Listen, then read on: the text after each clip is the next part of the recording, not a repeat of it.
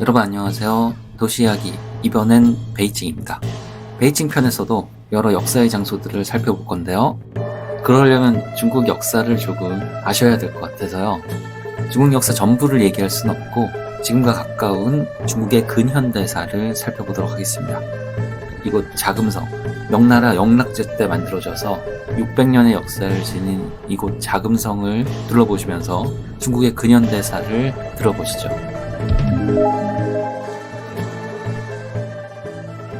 아편 전쟁으로 중국의 격동의 근현대사가 본격적으로 시작이 됩니다. 아편 전쟁에서 말도 안 되게 중국이 패배했기 때문에요. 그 충격은 굉장히 컸다고 하죠. 그리고 불평등 조약인 난징 조약이 체결되었고요. 서양 세력이 이렇게 침투해 오다 보니까 민심이 흔들리기 시작했습니다. 그 결과 태평천국 운동, 태평천국의 난이 발생하게 되는데요. 이 세력은 말하자면 2단 기독교예요. 기독교 2단 세력인데 반란을 일으켜서 새로운 나라를 만들려고 시도를 했던 거죠. 이 태평천국 운동으로 약 3천만 명이 사망한 것으로 추정이 됩니다. 태평천국의 난을 진압한 것은 증국번, 이홍장, 좌종당 등에 의해서인데요. 태평천국의 난 진압 이후에 특히 이홍장이 권력을 장악을 하면서 양무운동이라는 것을 펼칩니다. 양무운동은 근대화 운동인데요. 서양 세력이 이렇게 침투해 오니까 중국도 힘을 길러야 된다라는 자각에서 시작된 운동이었죠. 이 양무운동의 핵심은 중국의 본질은 그대로 두고 새로운 문물을 도입하면 된다라고 생각을 했던 거죠. 그래서 공장을 건설하고 신식 군대를 만들면서 중국의 힘을 기르자라는 목표를 세웠던 것이죠. 그런데 시스템을 그대로 두다 보니까 커다란 성과를 내기에는 어려웠다고 합니다. 결국 양무운동의 한계는 청일전쟁에서 패배하면서 드러나게 됩니다. 근대적 시스템을 갖춘 일본에게 패배를 했던 것이죠. 아편전쟁에서 패배했을 때도 물론 충격이 컸지만은 일본에 패배했을 때 중국의 충격은 더 컸다고 합니다. 아시아에서 늘 중국이 최강국이었고 일본은 변두리의 나라였는데 그 변두리에 있었던 일본한테 패배했기 때문이죠. 그래서 청나라의 시스템을 그대로 두고서는 국력을 기르는 것이 불가능하다라는 인식이 등장하게 되었고요. 이것이 무술변법으로 이어지게 됩니다. 무술변법은 변법 자강운동이라고도 부르는데요. 강유웨이, 강유이죠. 그러니까 한자를 우리식으로 읽으면 강유웨이인데 중국식으로 발음을 하면 강유웨이. 강유웨이와 강유웨이 제자인 량지차오, 양계초라는 사람이 등장을 해서 나라의 체계를 바꾸자라고 주장을 하게 됩니다. 청나라의 제도를 바꿔서 근대화를 하자는 것이죠. 이 무술변법은 황제가 굉장히 강력하게 후원을 했었는데요. 당시 황제였던 광서제가 강유웨이 상소를 받아가지고 시행을 한 것이었죠. 양무운동, 서양식 과학기술이나 무기만 들여오면 된다라고 시도했던 것은 실패했으니까 이제 보다 본격적으로 폭넓은 개혁을 해야 된다라고 목표를 정한 것이죠. 하지만 이 개혁을 바로 그 유명한 서태후가 좌절시킵니다. 이름을 들어보셨겠지만 이 서태후는 청나라 말기에 보수파의 중심 세력이었어요. 그래서 이 서태후가 광서제, 자기 아들이 아니에요. 광서제는 서태후의 조카였는데 서태후에 의해서 황제의 자리에 앉혀지게 된 거죠. 그래서 사실은 서태후가 자기 꼭두각시로 만들려고 했던 건데 이 광서제가 강유회랑 손잡고 뭘 바꾸려고 막 하니까 서태후가 광서제 이 녀석 하더니 붙잡아서 구금을 시키고 또 강유회와 같은 개혁파들을 다 체포하고 처형하게 됩니다. 그래서 이 변법 자강운동은 103일 만에 실패로 끝나게 돼요. 그래서 흔히 백일개혁, 백일유신이라고도 불립니다. 하지만 이렇게 광서제 그리고 강유회의 무술변법이 실패하긴 했지만은 중요한 유산 하나를 남기게 되는데요. 그게 바로 북경대학의 설립입니다. 처음에는 경사대학당이라는 이름으로 지어진 학교였는데 이것이 나중에 북경대학이 되고요. 이 북경대학이 중국 현대사에서 중심지 역할을 하게 되니까요. 무술변법운동이 뿌렸던 중요한 씨앗이었던 셈이죠. 그래도 일단은 무술변법은 실패하게 되었고요. 개혁을 한번 해보려고 했던 게 실패하고 나니까 반작용이 세게 일어났어요. 그 반작용이 바로 의화단 운동입니다. 이 의화단 운동은 부청멸양을 구호로 내세웠는데요. 청나라를 받들고 서양 세력을 멸망시키자, 몰아내자 라는 구호를 내세웠던 운동입니다. 몰아내라 이러는 것이 굉장히 잔혹한 폭력을 행사를 했다 그래요. 그래서 서양인, 당시 중국에 온 사람들은 상인이나 선교사들이었으니까요. 상인과 선교사들의 가족들, 부인이나 아이들한테까지 잔혹한 폭력을 행사했다고 합니다. 그리고 서양인만 대상이었던 것이 아니라 기독교 신자인 중국인들도 서양인들과 한패다라고 몰아서 살해하기도 했고요. 또 그냥 서양 제품 쓰는 중국 사람도 살해를 했다 그래요. 이렇게 마구잡이로 사람을 막 죽이고 다니니까 이 제대로 된 나라면 진압을 하고 다른 방법을 찾아야 되는데, 근데 이 정신 나간 이 서태후 일당은 이 의화단을 진압하는 것이 아니라 적극적으로 지지를 하게 됩니다. 청나라 조정이 이 의화단 폭도들 편을 들어서 외국과 대치한 상황이 벌어진 거죠.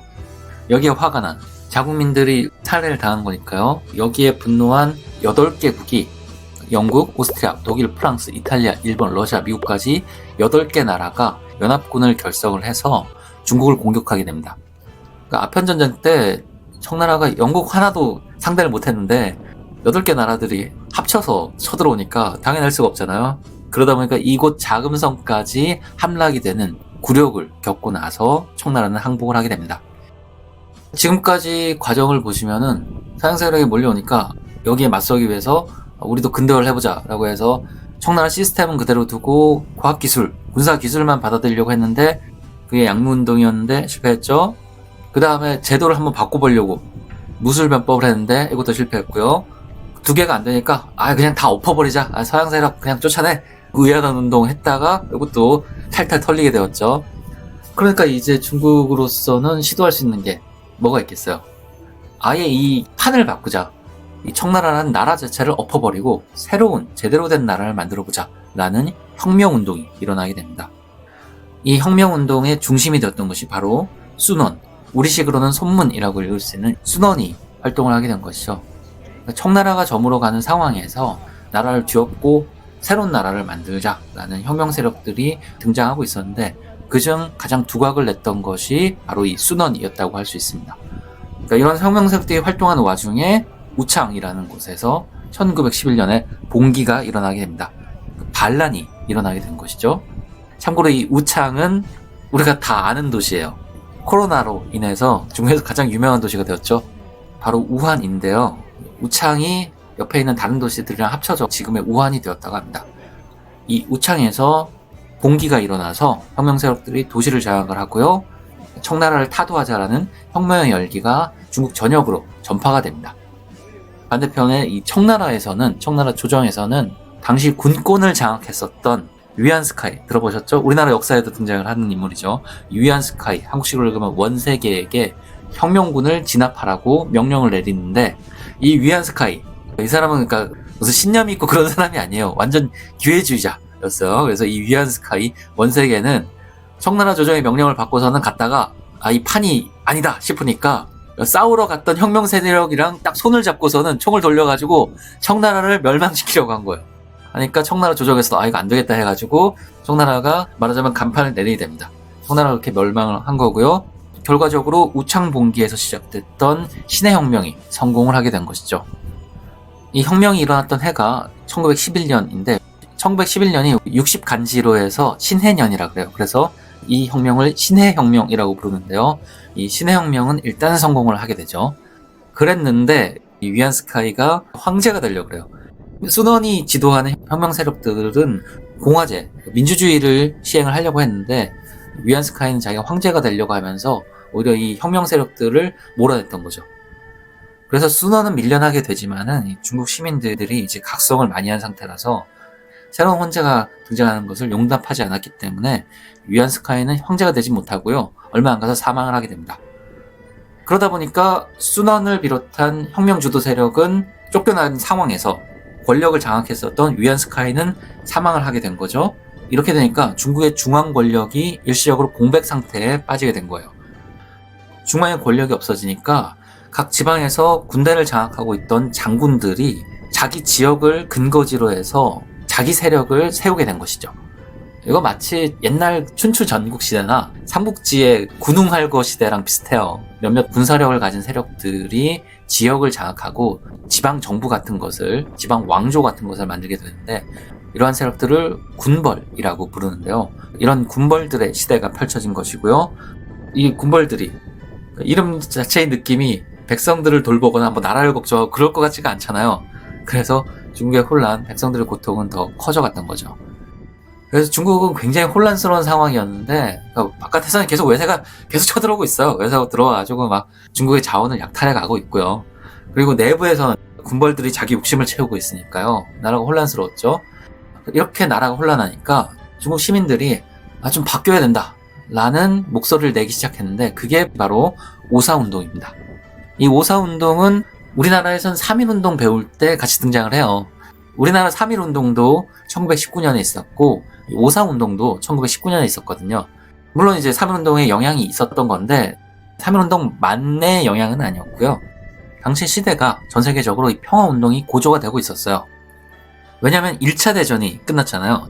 1914년부터 시작되었던 1차 대전이 1918년에 종결이 되고요. 1차 대전 이후에 세계 평화를 만들어보자 라는 운동을 미국의 윌슨 대통령이 주도하게 되었는데, 친숙한 이름이죠. 그 민족 자결주의를 주장했던 이 윌슨 대통령이 주도해서 베르사유 평화조약도 체결을 하고요. 국제연맹도 만들게 되는데, 그 영향을 받아서 우리가 3.1운동을 벌이게 되었고요. 이것이 또 5.4운동으로까지 이어지는데, 5.4운동에는 또 다른 문제가 하나 있었는데, 그게 바로 일본 때문이었어요. 일본은 1차 대전 때는, 물론 2차 대전 때는 미국 영국이랑 싸우다가 이제 먼저 폭탄 맞고 패배하지만 1차 대전 때는 미국 영국이랑 같은 편이었어요. 그래서 1차 대전에서는 일본은 승전국이 되거든요. 승전국이 된 일본이 패전국인 독일이 중국에 가지고 있었던 이권들, 그러니까 땅들 이런 것들을 자기네가 갖겠다라고 요구를 한 것이었어요. 대표적인 곳이 바로 청도였는데요. 칭다오죠. 칭다오의 그 맥주가 왜 유명하겠어요. 독일 사람들이 칭다오를 점령을 하면서 맥주 공장을 만들었거든요. 독일 사람들이 맥주를 잘 만드니까요. 그 맥주 기술로부터 시작해가지고 칭다오 맥주가 유명해지게 된 거죠. 아무튼 이 칭다오 지역을 비롯한 여러 이익들을 일본이 요구를 했었는데, 여기에 반발해서 중국 시민들이 오사운동을 벌이게 된 겁니다. 그런데 이 시위를 주도했던 것이 누구냐? 아까 말씀드렸던 무술 변법 운동의 결과물이었던 바로 그 북경대학의 학생들이었어요. 베이징 대학의 학생들을 중심으로 시위가 시작이 되면서 여러 도시들로 오사운동이 확산이 된 것이죠. 오사운동은 일본의 요구에 반발한 것이니까 반외세, 외세를 물리치자라는 목소리를 내면서 동시에, 그렇다고 해서 우리가 과거의 중국으로 돌아가려는 것은 아니다, 새로운 근대적인 시스템이 필요하다, 반봉건이라는 구호도 함께 외치게 됩니다. 이 오사운동은 그래서 중국 시민들의 각성을 보여주는 대표적인 운동으로 평가를 받습니다. 우리의 3.1운동이랑 비슷해요. 우리의 3.1운동이 독립의지를 보여주고 우리 민주주의의 시작점이 됐던 것처럼 5.4운동도 중국 현대사의 분수령이라고 평가를 받고 있습니다. 그래서 이 5.4운동이 이후에도 중국의 여러 변화의 흐름에다가 영향을 많이 줬어요. 대표적인 것이 바로 신문화운동인데요. 이 신문화운동은 새로운 사회를 만들어야 한다는 그런 운동이었습니다. 이름이 신문화, 문화이긴 하지만 이 문화라는 게 단순하게 영화라든가 미술 이런 것만이 아니라 인간의 삶의 양식 전체를 가리키는 용어예요. 그래서 정치, 사회 전반의 일까지 중국을 변화시키자라는 캠페인 운동이었는데요. 이 신문화 운동을 주도했던 사람이 바로 여러분들 아시는 노신이었습니다. 이 소설가이죠. 루신은 중국 현대문학의 아버지로 평가를 받는 사람이에요. 루신의 대표작은 광인일기, 아큐정전 같은 것이 있는데요. 아큐정전에 나오는 유명한 단어가, 굉장히 우리에게 친숙한 단어가 있어요. 바로 정신승리라는 것인데, 우리 인터넷에서 많이 사용하잖아요. 이것이 바로 이 아큐정전에서 처음 나오는 단어였습니다. 신문화운동과 함께 5.4운동 이후에 나타났던 또 하나의 중요한 흐름이 바로 공산주의였습니다. 이것도 변법 자각운동의 유산이에요. 왜냐하면 중국의 공산주의는 바로 베이징 대학을 중심으로 해서 시작이 되었거든요. 이 베이징 대학에서는 천두슈, 진독스라는 교수가 있었고요. 또 리다자오, 이대소라는 또 사람도 교수가 있었는데, 이 두 사람이 공산주의 운동을 주도를 하게 됩니다. 그래서 이 두 사람은 1921년에 중국 공산당을 창당하게 됩니다. 그런데 이 베이징 대학에는 중국 공산주의, 그 중국 역사 전체에서 빼놓을 수 없는 인물 한 명이 또 다니고 있었어요. 베이징 대학의 교수는 아니었고요. 그렇다고 또 학생도 아니었고요. 이 사람은 베이징 대학의 도서관 사서였던 청년인데요. 훗날 중국 대륙 전체를 지배했던 권력자 마오쩌둥이 베이징 대학의 도서관 사서로 일하면서 공산주의를 접하게 됩니다. 한편 그 수너는 어떻게 되느냐, 신해혁명을 이끌었었던 그 수너는 어떻게 되느냐, 위안 스카이한테 쫓겨난 다음에는 떠돌이 신세였었거든요. 떠돌이 신세였다가 광둥 지방에 정착을 하게 돼요. 그리고 소련의 지원을 받아서 황포 군관학교를 설립을 하게 됩니다. 군인들을 양성하는 군사학교를 만든 것이죠. 그래서 독자적인 무력 기반을 확보를 하게 된 것인데요. 이 황포 군관학교의 교장이 누구였냐? 바로 장제스였습니다. 혁명 세력들은 광둥 지방을 근거지로 해서 국민당이라는 당을 만들게 되고요. 국민당이 점점 세력을 키워가다가 1925년에 순원이 사망을 하게 되고요. 장제스가 황포 군관학교의 교장이니까 군사력을 장악을 하고 있었거든요. 그래서 순원 사후에 장제스가 이 혁명 세력들의 권력을 장악을 하게 됩니다. 그 다음 해인 1926년에는 국민당의 세력이 확충이 되었으니까 이제는 중국을 통일하자 라고 하면서 장제스가 주도하는 북벌이 시작이 됩니다. 군벌들이 다 설치고 있다고 말씀을 드렸잖아요. 중국 전역을. 그러니까 나라가 쪼개진 상태였던 거예요. 이것을 이 남쪽에 있던 국민당이 하나하나 격파를 하자는 것이죠. 북쪽의 군벌들을 격파를 한다, 정벌을 한다 라고 해서 북벌이라고 하는데, 이 북벌을 1926년에 시작을 한 것이죠. 근데 이 국민당 내부가 순원 사후에 우파와 좌파로 이념적으로 갈라지게 돼요. 우파 세력은 이제 장제스를 중심으로 했었고, 이 좌파와 또 공산당이 이 국민당 안에 들어와 있었어요. 초기에는 국민당 안에 공산당들도 개인 자격으로 들어와가지고 국민당의 구성원이 돼 있었던 거죠. 이것을 1차 국공합작이라고 불러요. 왜 1차겠어요? 그러니까 국공합작이 나중에 한 번 더 한다는 얘기죠. 그 얘기는 무슨 얘기냐? 한 번 깨진다는 얘기죠. 언제 깨지느냐? 장제스가 군벌들을 물리치는 이 북벌 도중에 1927년 4월 12일에 상해에서 좌파와 공산당 세력들을 공격을 합니다. 그래서 이것을 흔히 이 4.12 상해 쿠데타라고 부르게 됩니다. 이 상해 쿠데타 때 수천 명에서 10,000명까지 사망한 것으로 추정이 되다 보니까요, 엄청난 규모의 학살이 일어났던 것이죠. 중국 공산당으로서는 이제 위기 상황에 닥치게 된 것이죠. 그런데 중국 공산당이 하나하나 무너지고 있는 와중에 한 세력은 꿋꿋하게 버티고 있었어요. 그게 누구였느냐? 바로 마오쩌둥의 세력이었습니다. 마오쩌둥은 이 장시성에서 자기 세력을 기르고 있었는데, 국민당이 계속 공격을 해오니까 좀 버티다가 국민당이 총 공격을 펼치니까 이제 버티다 못 버티게 된 거죠. 그래서 이 장시성에 있던 마오쩌둥 세력이 국민당의 공격을 피해가지고 탈출을 하게 됩니다. 그러니까 10만 명이 살던, 그러니까 중국은 사이즈가 크잖아요. 그래서 이 장시성에 10만 명이 살고 있었는데, 이 10만 명이 다 탈출을 하는, 그야말로 대탈출을 시도를 한 것이죠. 탈출을 하는데 계속 국민당이 쫓아오니까 결국 중국 반바퀴를 돌았어요. 1만 킬로를, 그 넓은 중국 땅을 반바퀴를 돌아서 탈출을 한 것인데, 중국 반바퀴 도니까 사람들이 나만 나겠어요. 10만 명이 처음에는 탈출했는데 싸우다 죽고 이탈하는 사람들도 있고, 이 중국 반바퀴를 돌았을 때는 6,000명으로, 10만 명에서 6,000명으로 줄어들게 된 거죠. 6,000명이 예난이라는 곳에 가가지고 마지막으로 버티고 있었는데, 결국에 국민당에서 공산당을 괴멸시킬 상황이 됐던 거죠. 근데 이때 만약에 중국 공산당이 정말 국민당에 의해서 다 토벌이 됐다면 지금 중국은 공산주의를 하고 있지 않겠죠? 네. 무슨 일이 벌어졌냐면, 공산당을 공격하는 국민당의 토벌군을 장항량이라는 인물이 지휘를 하고 있었는데요. 이 장쉐량은 무슨 생각을 했냐면, 지금 일본이 중국을 막 침략하고 있는데 중국인들끼리, 그러니까 공산당도 국민당도 다 중국인이잖아요. 중국인들끼리 싸우는 것은 맞지가 않다. 일단 힘을 합쳐서 일본이랑 싸우자라는 주장을 하던 사람이었어요. 그래서 이 장쉐량이 자기 상관이었던 장제스를 체포를 해서 감금을 하고 국공합작을 요구를 하게 됩니다. 국민당과 공산당이 힘을 합쳐가지고 일본이랑 싸우자라고 요구를 한 것이죠. 이것을 시안사건, 시안사변이라고 부르는데, 이 장쉐량의 요구가 받아들여져서, 왜냐면 안 하면 죽이겠다고 협박을 하니까요. 그래서 국민당의 공산당 토벌 작전은 중단이 되고 국공합작이 이루어지게 된 거죠. 공산당 입장에선 구사일생이었던 거죠. 그래서 국공합작이 맺어지고요. 일본이 침략을 본격화하면서 중국과 일본이 싸우는 중일 전쟁이 1937년부터 일어나게 됩니다. 물론 우리가 알다시피 일본은 1945년에 패망을 했죠. 태평양 전쟁이 종결됐고요. 일본은 패배하게 됩니다. 그런데 국민당이랑 공산당은 일본이랑 싸우려고 서로 협력을 했잖아요. 그러니까 2차 대전이 끝나서 일본이 패망하고 일본이 중국에서 물러가니까 국민당과 공산당은 자 이제 다시 싸우자 라고 하게 된 거죠. 이것을 2차 국공내전이라고 부르게 됩니다. 2차 국공내전은 1946년부터 1949년까지 진행이 되는데요. 국민당과 공산당 각각 200만에서 300만에 달하는 엄청난 대규모 병력이 중국 전역에서 전쟁을 벌인 것이죠. 이 전쟁에서 우리가 결과를 알듯이 결국 공산당이 승리를 하게 되고요. 그래서 1949년 10월 1일에 바로 이곳 천안문 광장에서 중화인민공화국의 수립이 선포가 됩니다. 10월 1일은 중국의 국경절이잖아요. 바로 이 중화인민공화국의 수립을 기념하는 날이죠.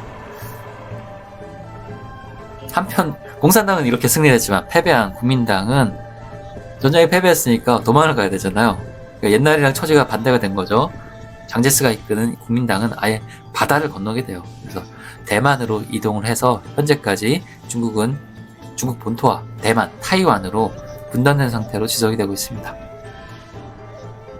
자금성을 둘러보시면서 중국 근현대사의 과정을 전반적으로 쭉 살펴보셨는데요. 다음 영상부터는 오늘 말씀드렸던 중국의 근현대사가 어떻게 구체적으로 펼쳐지는지 들려드리겠습니다. 시청해주신 분들 감사합니다.